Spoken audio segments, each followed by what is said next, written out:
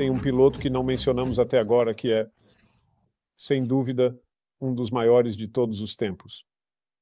Esse é Stirling Moss. Eu sei. É difícil, porque ele nunca ganhou um título. É tão difícil. Agora, se estamos falando de corridas no geral, você sabe, da carreira, isso é uma coisa completamente diferente. É aí que Mário Andretti está no meu top 10, se você falar. Dos maiores pilotos de todos os tempos, estatísticas, Fórmula 1. Ele não tem o suficiente para entrar nessas categorias, com certeza. Mas, no geral, sim. Então, eu acho que Moss, se você começar a falar sobre a Mille Miglia e todas as outras coisas que ele fez, sim. Bem, agora isso é uma categoria diferente. Mas como eu não sei como você conseguiria classificar todos aqueles estilos diferentes de corrida em um só. Pelo menos na Fórmula 1, você consegue meio que categorizar e compartimentalizar as estatísticas melhor. Graham Hill venceu o campeonato de 64 e você e seu... Sim. Ele fez, sim. Não. John Surtees, não. Não. Mas, por outro lado, você vê, eu teria dado... Havia um argumento para dar o campeonato de 66 a John Surtees, porque ele teria vencido facilmente se tivesse permanecido na Ferrari. Havia tantas coisas que, claro, aconteceram naquela época e a confiabilidade simplesmente joga uma enorme pedra no meio de todos os dados. Mas, como você disse, a competição naquela época, com Dan Gurney e depois Jack Stewart surgindo, e Graham Hill e Brabham, é simplesmente incrível quantos pilotos havia naquela época. Você olha para baixo e você sabe, há muitos bons pilotos para pilotos realmente bons, mas não é a década de 60. Eu acho, quero dizer, com certeza isso fica complicado. Se alguém diz bem, a maneira como ele dirigiu, é por isso que o motor dele quebrou na volta 45, por causa da maneira como ele dirigiu. Pode haver isso, essa área, mas para alguém como o Clark, eu sempre vou dar a ele o benefício da dúvida, porque todo mundo com quem eu já conversei disse ele dirigiu de forma tão suave, ele cuidou do carro, ele cuidou dos pneus, então ele não ia quebrar o carro da maneira como dirigiu. Você sabe, por mais que eu ame o Senna, eu consigo ver onde o Senna poderia estragar um carro, porque ele dirige o carro até o limite. Mas não tem como. Sabe, a maneira como o Clark dirigiu aquele carro é por isso que quebrou. É como eu simplesmente não consigo imaginar que isso seria o caso.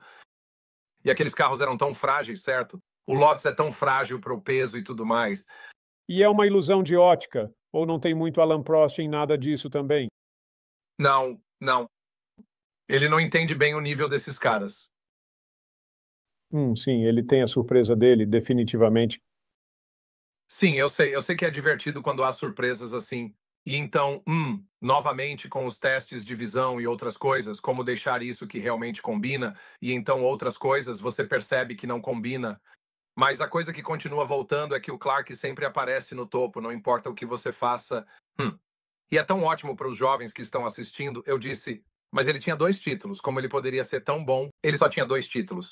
Você tem que estudar todas as corridas, então você percebe isso. O mesmo com a cicatriz, você pergunta ao Mário Andretti quem é o seu herói. Toda vez é uma cicatriz. E você olha para aquelas 2 temporadas, ele viveu e ele disse, Deus, se ele tivesse vivido no que ele teria feito. E é realmente difícil saber. Eu acabei de fazer esses gráficos voltando para o Max, que estamos meio que falando aqui, onde o gráfico à esquerda é apenas corrida por corrida. E o Max está aqui bem no meio do caminho de todas essas outras lendas. Mas o que é assustador para todo mundo é aqui do lado direito. Este é o Max. Bem, esses são os pódios.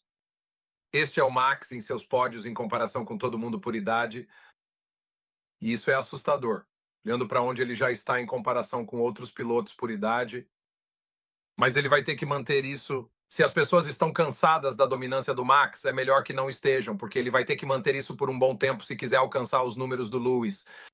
E eu acho que por tudo que eu vi, pelo que conversei com ele, outras pessoas também conversaram com ele. Ele quer fazer outras coisas, e eu quero ver isso. Eu quero ter, tipo, um Mário Andretti, um Mário Donnarumma de hoje, onde o Max é tipo, ok, eu tenho 5 campeonatos, eu tenho vitórias suficientes, agora eu vou fazer Le Mans, eu vou fazer IndyCar, eu não sei outras coisas, vá fazer outras coisas. E porque se você vai ser o maior piloto de todos os tempos para mim, eu preciso ver você fazer outras coisas. Eu não posso apenas ver que você tem as melhores estatísticas na Fórmula 1. Eu quero ver outras coisas. E ele quer fazer isso, não há dúvida. Então isso pode ser divertido para o futuro. Então esses são total de vitórias por número de corrida, assustador para os fãs do Hamilton. Max está cansando, ele está bem ali, corrida por corrida. E a direita é por idade. E novamente o Max está tão à frente por idade, mas mesmo por corridas ele está bem ali, na mesma pista que o Hamilton. Claro, o ano que vem vai ser muito difícil. Quer dizer, quantas vitórias ele vai conseguir no ano que vem, mas todo mundo está animado com o que ele pode fazer no ano que vem. Mas esses são os gráficos de corrida por corrida e por idade. Prost aqui. Claro, Peter, você sabe, esse último pedaço aqui é a temporada de 93 do Prost, onde ele teve isso. Williams, isso é só pelos números, meio que Max contra Hamilton, já que para os fãs mais jovens que só assistiram a Fórmula 1 nos últimos 15 anos ou mais, então sim, você sabe, os primeiros 10 anos foram bem parecidos, embora Max não é tão bom em pesquisas. Hamilton, no entanto, definitivamente mais rápido na qualificação. Mas você sabe, eu coloquei anos de carro dominante para garantir que você leve isso em consideração. Primeiras 208 corridas, e então aos 26 anos aí está. Mas é meio que é tão interessante. E nas primeiras 208 corridas, basicamente a mesma quantidade de vitórias. Hamilton, muito mais poles, mas similar em pódios. E você sabe, quatro títulos, porque para mim ele mereceu o de 07, mas você sabe, é muito parecido, passando por ali. Mas esse é um interessante. Esse é o companheiro de equipe, certo? Sim, sim. E, quer dizer, eu coloquei 1,5 dos 8 para Clark aqui, porque em 1960, sim, ele perde para o Ireland, mas ele não competiu em todas as corridas. Então ele teve metade dos pontos do Ireland, mas ele perdeu as 3 primeiras corridas. Eu acho que foi 61, ele realmente perdeu para o Ireland. Então você poderia dizer um de 7 se realmente quisesse, mas você sabe, Hamilton perdeu 4 vezes em suas 18 temporadas, mas Verstappen ainda não perdeu e Schumacher nunca perdeu para seu companheiro de equipe. Você está falando sobre para quê? O campeonato de corrida de classificação? Não, pontos no final da temporada. Oh, pontos, ok.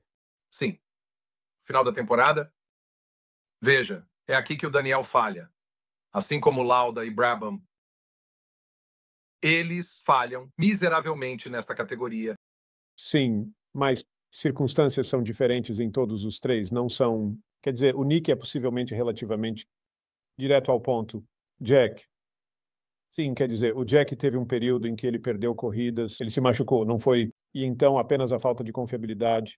E o Nigel nunca foi realmente superado em qualificação por um companheiro de equipe quando ele estava em carros iguais. E sempre que ele era superado em qualificação, geralmente era porque havia um problema com o carro dele. Esse é o problema com isso. Não é o problema, mas isso deve sempre ser levado em consideração. Sim, sim. Bem, novamente, é por isso que as estatísticas de corrida são tão difíceis, porque há tantos fatores diferentes envolvidos. É muito mais difícil do que o que as pessoas costumam falar sobre esportes. A equipe toda, uma parada nos boxes, isso aconteceu. Quer dizer, você sabe, a parada nos boxes da Ferrari com o Prost, eu acho que você estava nos boxes, eu acho. Mas eu acho que se você quisesse ser realmente objetivo, poderia dizer que o Verstappen teve o melhor companheiro de equipe possível para tudo isso, estatísticas e para a própria carreira dele, porque o Peter é rápido o suficiente para ganhar corridas, rápido o suficiente para conseguir pole. Ele teve uma pole. Peter, acho que ele tem um ponto. Sim, não este ano rápido. Suficiente para conseguir poles. E ainda assim, nada que fosse bom o suficiente para vencer o Max Verstappen em carros de corrida iguais. Quer dizer, eu sempre desejei que o Ricardo tivesse ficado, porque eu sempre fui um grande fã do Ricardo e você sabe, poderia estar certo com eles e era no início. E eu disse, o que o Ricardo teria feito? E eles se davam tão bem. Não havia sentimentos entre eles. Eles adoravam passar tempo juntos. Eles ainda fazem. Eu disse, por que ele não ficou lá? E isso simplesmente me surpreende. Mesmo que ele jogasse como coadjuvante do Max, quer dizer, ele teria ganhado um monte de corridas, mesmo sendo coadjuvante, mas isso, uma coisa triste. Porque o Daniel quer dizer, cara, no seu melhor ele poderia ultrapassar tão bem quanto qualquer um. E é apenas triste. Isso é apenas uma coisinha aleatória que eu joguei para me divertir, porque sai com um resultado diferente. Categorias diferentes e aleatórias de coisas. Pelo menos 2 títulos, pelo menos 4 títulos.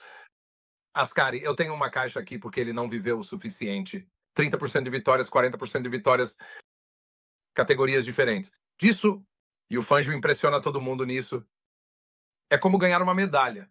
Por cada uma dessas coisas diferentes, Schumacher se sai bem. O Max se sai bem. Apenas uma coisa diferente e aleatória que eu joguei de novo para me divertir. Ele fica tipo, uau, quem aparece com esse banjo? Sim.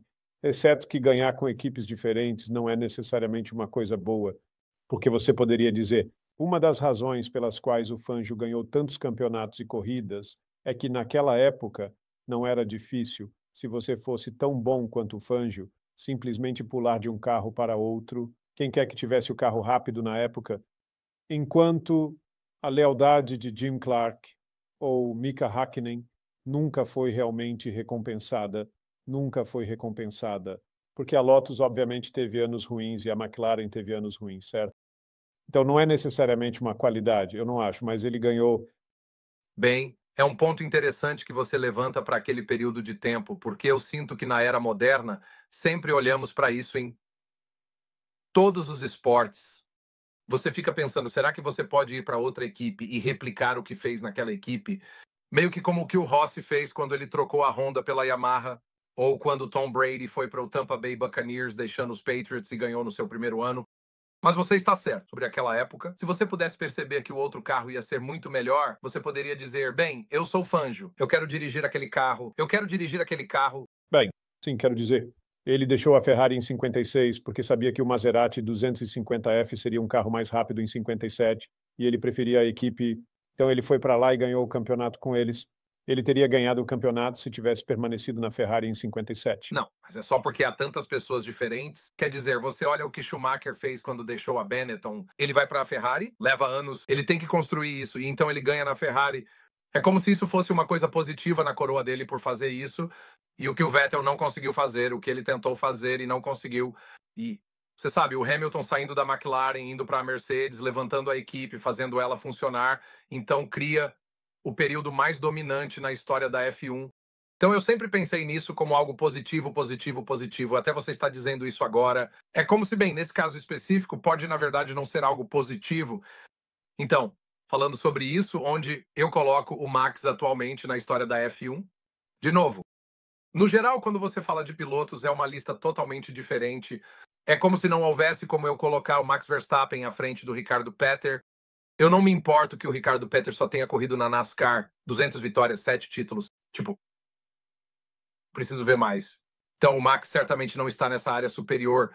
Ele está caminhando para um nível de top 5, sim, mas ele precisa chegar lá. Você não pode ser ótimo apenas 1 ano e 2 anos. Você tem que fazer isso ao longo de um longo período de tempo. Nós temos essa batalha o tempo todo com o futebol na América, onde as pessoas continuam querendo irritar. Patrick Mahomes já é o melhor. É como se ele ainda tivesse um longo caminho a percorrer antes de chegar ao Brady.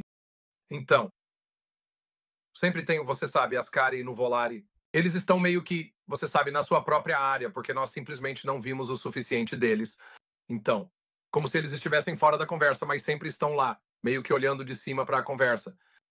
Mas para mim, eu acho que, como já falamos, não importa que dados você encontrou, não importa quais estatísticas você analise, o Clark sempre parece sair por cima. Então ele está, ok, então ele está aqui, e você poderia ter uma categoria 1A, 1B, onde muitas das estatísticas também, o que o Fangio fez em seu período, e as melhores porcentagens de todos os tempos, com vitórias, poles, tudo mais, ele sempre ganhava o campeonato, aparentemente. Ele tem a corrida histórica que o Q, quem decide o Grande Prêmio da Alemanha, onde ele nem sabe como, ele disse, eu nem sei como, dirigi tão rápido. Sim, tem o Fangio. Você poderia fazer um argumento, e para mim, sim, eu sempre fui fã do Senna, mas há um motivo. É como se minha vida estivesse em jogo e eu tivesse que começar em Vizendo e ganhar a corrida, e se eu puder escolher qualquer piloto na história do mundo, eu escolho o Senna. Quem vai fazer os passes mais insanos? Quem vai fazer uma ultrapassagem insana? Seja lá o que ele for fazer, está ligado? Ele era o piloto mais rápido e são tantas coisas. Ele teve algumas das corridas mais mágicas, tem tantos para escolher. Então eu sinto que, você sabe, para a maioria das pessoas, você quer colocar qualquer um desses 3 pilotos como seu go-to. Sabe, você pode fazer uma discussão sobre isso. Então, eu sinto que o próximo nível logo abaixo disso é Hamilton e Schumacher, mas em nenhum mundo. Você poderia dizer que o Schumacher é melhor que o Hamilton. Eu não acho que haja alguma maneira. Schumacher tem 90 vitórias, Hamilton tem 100 vitórias, Schumacher teve 68 pesquisas, Hamilton 100, Schumacher teve 7 títulos, o Lewis quase tem 10 títulos. Então, não acho que haja alguma maneira, né, de você poder mesmo sendo alguém que era um grande fã do Schumacher, não há. Como eu dizer que o Schumacher é melhor que o Hamilton, mas eu sinto que esses caras simplesmente não estão tão satisfeitos em estar na categoria desses caras. Então eu acho, tipo, os 5 melhores são esses caras, com certeza. Mas eu, meio que você sabe, diria que é Clark, Fangio, Senna, Hamilton, Schumacher. É mais ou menos assim que eu vejo. Todo mundo vai ter sua opinião, mas eu sinto que esses 5 caras eles estão em sua própria categoria. Agora, então agora, ok, você coloca o Max ao lado. Desses outros caras, para mim eu já estou mais impressionado com o Max do que com todos eles. Quer dizer, você me diz, Peter, onde você o colocaria?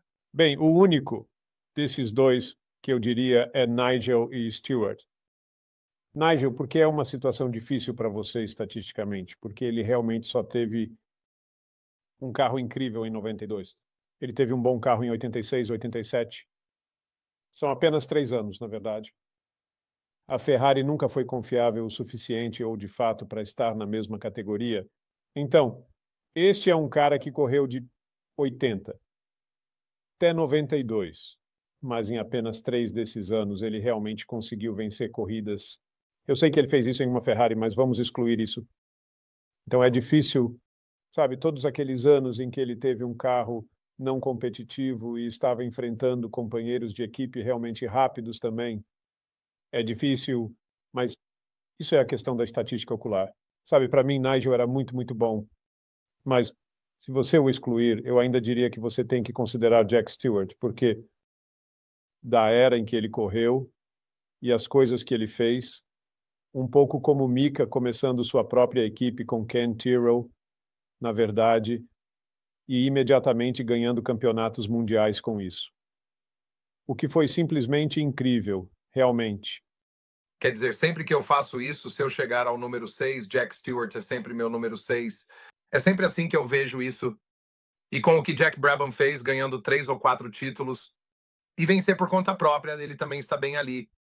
Sim, porque pode-se argumentar que a Cooper nunca teria sido tão competitiva como foi nesses 2 anos, 59 e 60, se não fosse por Jack. E quero dizer, contribuição de engenharia do Jack aqui, não apenas sua habilidade de pilotagem. Então, você sabe, ele deveria receber quase o crédito de campeonato. As vitórias da Cooper também. Bem, então, onde quer que as pessoas os coloquem, sabe? A questão é, onde quer que você os coloque, se as pessoas disserem, ó, Cooper, você está sendo muito otimista em relação ao Max, é muita hipérbole. Eu digo, bem, não realmente, porque eu ainda acho que há uma lacuna aqui.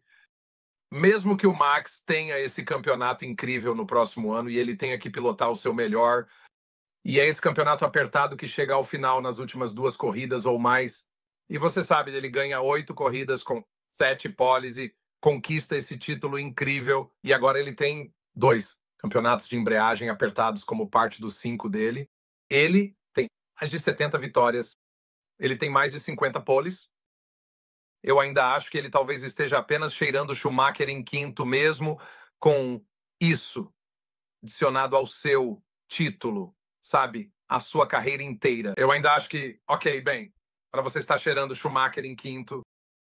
Então, por que quero dizer, essa é a beleza das estatísticas de longo prazo. Você quer proteger isso, você não quer apenas, ó, esse cara é incrível, ele está entre os maiores de todos os tempos. Não, deve ser difícil. Não deve ser fácil. E claro, como falamos antes, sim, é muito mais seguro hoje em dia. Você pode fazer coisas perigosas e provavelmente não vai morrer nesses carros. Onde Jack Stewart, Jim Clark e Fangio, eles sabiam que podiam morrer a qualquer momento. Então, você sabe, é isso. Ainda assim, eu sinto que ainda há uma lacuna aqui que o Max precisa adquirir. E então isso é apenas a história da Fórmula 1. Então, você sabe, de certa forma, é isso que o Max está fazendo. Sim, está bem alinhado com as maiores coisas que já vimos. E eu espero que as pessoas entendam quão insano é o que ele tem feito. Mas, por outro lado, se você é um grande fã do Max, não é como se, ó, ele já é sem dúvida o maior de todos os tempos. É como, não, ele ainda tem uma montanha a escalar aqui. É uma grande montanha, é uma montanha muito grande para escalar. Mas, também, como falamos, eu quero ver ele fazer isso. Eu não me importo Eu não quero ver ele ter 100 vitórias, 100 poles e 7 campeonatos. Eu quero ver ele feliz, seja o que ele conquistar. E então, enquanto ele ainda é jovem e tem todo o talento, vá ganhar outras coisas. Vá fazer o que os pilotos costumavam fazer, como Clark, Andretti e Mário Donahu e eles. Eu quero ver isso. Seria divertido. E, além disso, isso traria atenção para outras partes do mundo das corridas que não recebem atenção suficiente. E Dan Gurney, não vamos esquecer, Dan. Sim, e Dan Gurney, sim, exatamente. AJ, Foyt, fotodivulgação. Quer dizer, meu Deus, o que o AJ Foyt não ganhou? É insano o que ele conquistou. Foyt não ganhou. É insano o que ele conquistou. E, na verdade, só para dizer, é interessante. As conversas que tive com o Max, para quem não sabe, sim, eu sou um acordeonista. Eu tenho 3 títulos mundiais, não 4. Eu preciso ir e ganhar mais um agora para alcançar o Max. Mas eu sou mais conhecido. Por improvisação e improvisação, em um ritmo realmente acelerado, em uma conversa que tive com o Max logo depois, né, se você se lembra, ele ultrapassou o Kimi Raikkonen na curva 17 no GP do ZEUA, grande prêmio para ficar em terceiro lugar. E então eles o rebaixaram porque ele ultrapassou a linha, mas eu ainda fiquei tão impressionado com aquela ultrapassagem. Essa é uma ultrapassagem que eu talvez tenha feito uma vez em um videogame, e ele fez isso na vida real. E eu disse, como você até pensou fazer isso? Porque é uma jogada de videogame. E ele disse, eu não pensei. Ele disse, assim como quando você está improvisando muito rápido no seu acordeão, ele disse, eu não penso. Eu simplesmente fiz. É incrível como isso se conecta a todos os melhores músicos com quem já trabalhei, onde, depois que acontece, eles podem voltar e explicar exatamente por que tocaram cada nota naquela linha, mas no momento eles não conseguem te dizer. Acontece naturalmente de anos e anos de prática e preparação. E essa é a questão para as pessoas. Seja lá o que elas estejam fazendo em suas carreiras, se elas ficam bravas com pessoas que são tão naturalmente talentosas, bem, mas ainda há tanta prática e tanta preparação para que você possa fazer um movimento instintivo a uma velocidade impressionante. Isso vem de anos de prática e preparação. E isso é você, sabe, a beleza das corridas.